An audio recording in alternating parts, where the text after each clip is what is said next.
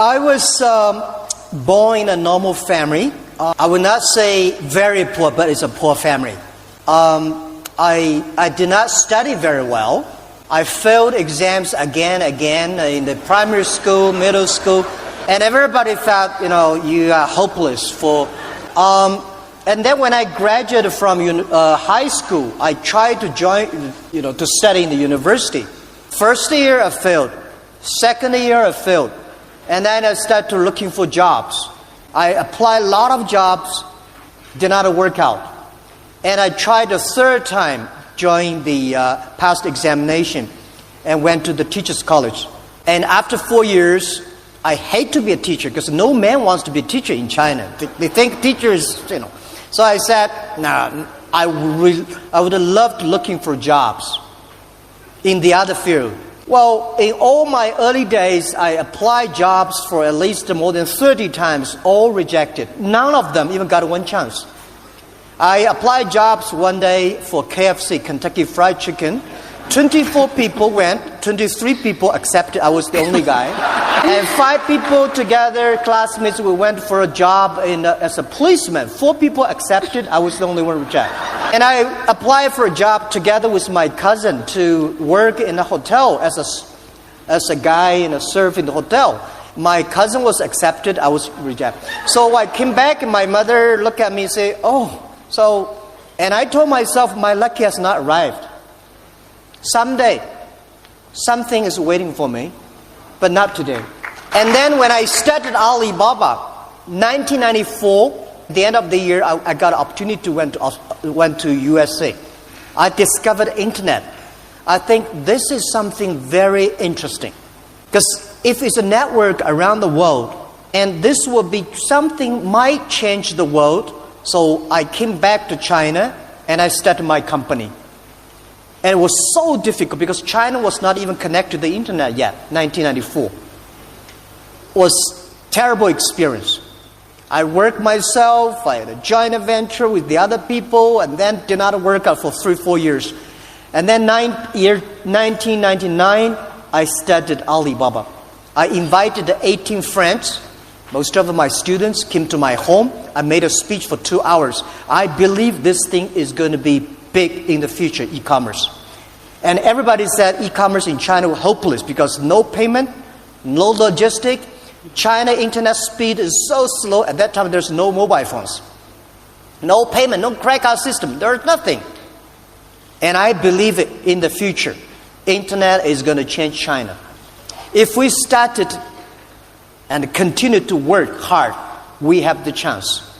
So 18 people in my apartment, we decided that one day we will make a company that will be the top 10 companies in the world. We gathered the money. It was so difficult.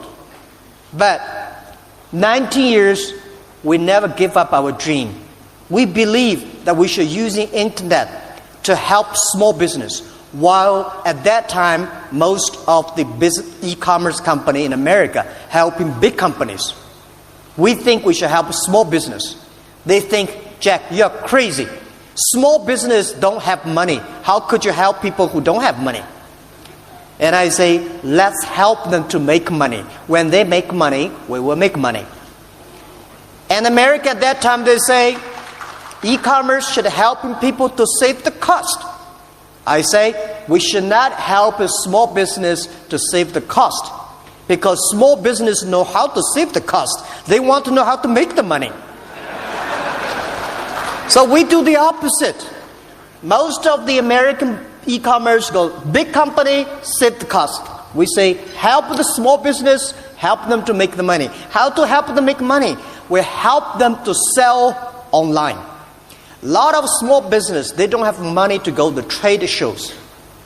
They don't have the money to attend all the negotiation or all the big business forums.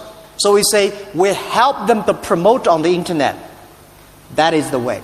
So for 19 years, it was so difficult. There is no payment. We built at the payment. There's no logistic. That's built at the logistic. There's no credit rating system. That's built at the logistic system.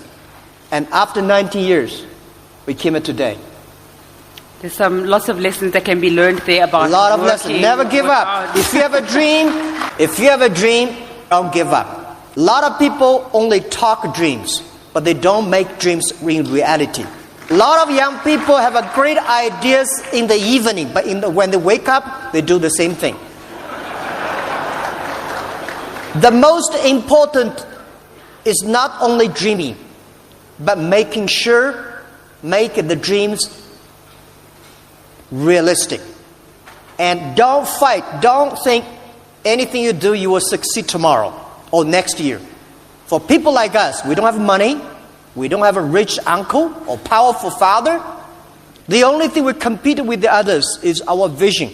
We believe 10 years later, this will happen.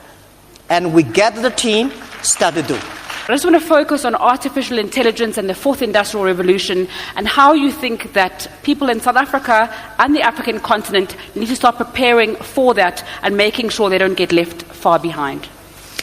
Well, first, I think there are a lot of things talking about artificial intelligence and robots and IoT, and people start to worry. Let me tell you, don't worry about it. Young people, don't worry. When you start to worry, you're getting old.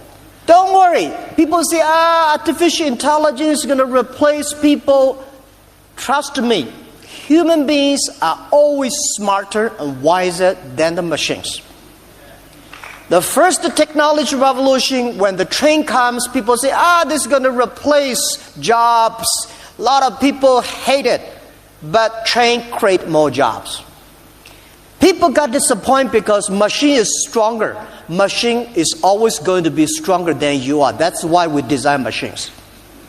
People believe that machine one day will be smarter than human beings. I tell you, don't worry about it. Machine will be smarter than you are. Computers, they never forget. They calculate faster, and they never get angry and upset. They don't need to sleep. So don't worry, they're smarter. But human beings were wiser. Machine only have chips. Human beings have a heart. So you should have confidence.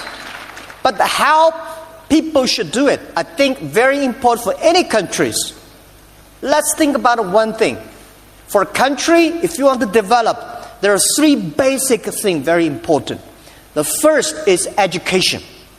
It's always good invest in education. And investing in education, investing in people is the best investment in the whole world. And second thing is trust and build and support entrepreneurs. Make entrepreneurs the heroes, not making those game players the heroes. We have to ensure that it's entrepreneurs that they will use the technology education go. And the top is a transparent, efficient government. So efficient government, entrepreneurs, and education. For catching the opportunity of IoT, artificial intelligence, very important is education system. The thing I worry about, not only China, USA, the whole world, the fourth technology revolution coming is very scary. The first technology revolution released the power of human beings, the machine. The second technology revolution released the distance, the cars, the trains. Now this technology revolution released the human brain. So it's a fundamentally change the human lives. But the education system, the things we teach our kids, the way we teach our kids in the past 200 years are for the industrial revolution. When the digital time came, the thing we teach our kids will be replaced by machine. Machine will do better. We have to change the education system. Have to change the things we teach the kids that they can do better than machines. They can be more creative, more innovative, more constructive, that machine can never have a chance to replace them.